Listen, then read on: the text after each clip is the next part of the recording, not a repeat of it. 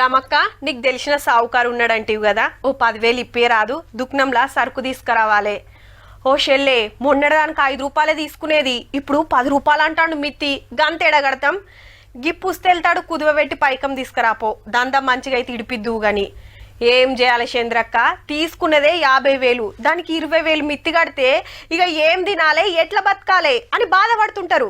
గా తిప్పలు తప్పిస్తానికే గీ కార్యం.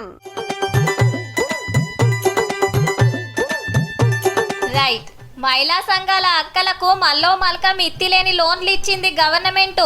హైదరాబాద్ లో మీటింగ్ పెట్టి 32,813 గ్రూపులకు 41,51,00,000 చెక్కులు ఇచ్చిండ్రు మంత్రులు.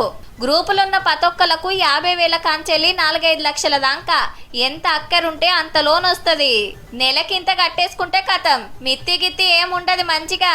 మొదటి సంవత్సరంలోనే 21,632 కోట్ల రూపాయలు ఈ రాష్ట్రంలో వడ్డీ లేని రుణాల్ని మహిళలకి పంపిణీ చేసి ఒక దీక్ష బోరి ఈ 5 సంవత్సరాల కాలంలో 1 కోటి మంది మహిళలను కోటీశ్వరులు చేయాలనే సంకల్పం తీసుకొని మహిళా క్యాంటీన్లు, మొబైల్ ఫిష్ క్యాంటీన్లు, శిల్పారామం నైట్ షాపింగ్ దుకాణాలు, సోలార్ ప్లాంట్లు, కిరాయికి ఆర్టీసీ బస్సులు, పెట్రోల్ బంకులు సుతా నడిపిస్తున్నారబ్బా. మెదక్లో, మంచిర్యాల్లో ఇలాంటి చోట్ల కూడా మహిళలకు వీళ్ళు గ్యాస్ స్టేషన్స్ స్థాపించి వీళ్ళకు కూడా ఆర్థికంగా ముందుండాలని చెప్పి. మొగోళ్ళని నమ్ముతారో లేదో గానీ ఆడోళ్లకు బ్యాంకులు అలకగా లోన్లు ఇస్తున్నాయని తారీఫ్ చేసింది సీతక్క. అంటే గంత మంచిగా కడుతున్నట్టు.